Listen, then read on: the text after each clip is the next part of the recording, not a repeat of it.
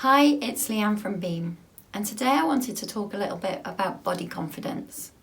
So many of us feel pressured into looking and appearing a certain way.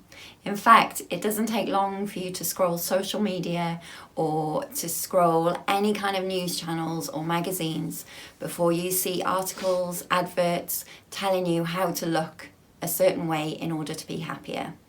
Now, I don't subscribe to this. I don't believe that our bodies are here for aesthetic purposes. I believe our bodies are here in order for us to have a vehicle that will take us through life.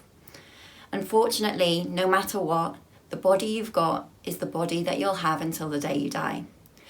So subscribing to this belief that our bodies need to be improved to look better isn't healthy, because all that does is create self-loathing. Now, of course, I believe that we need to look after our bodies.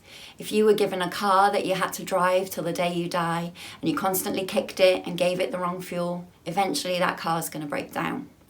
So yes, look after your body, but don't get caught up in the trap of believing it needs to look and appear in a certain way for other people to accept you.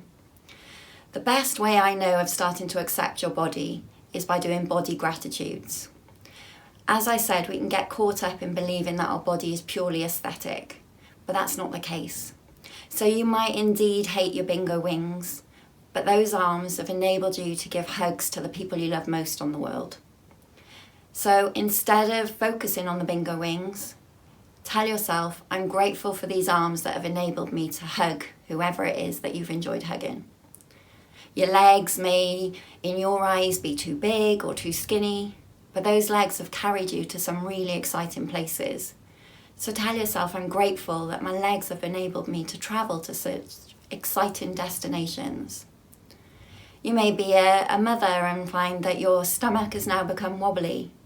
Instead of focusing on that, focus on the fact that that wobbly stomach enabled you to grow another human being.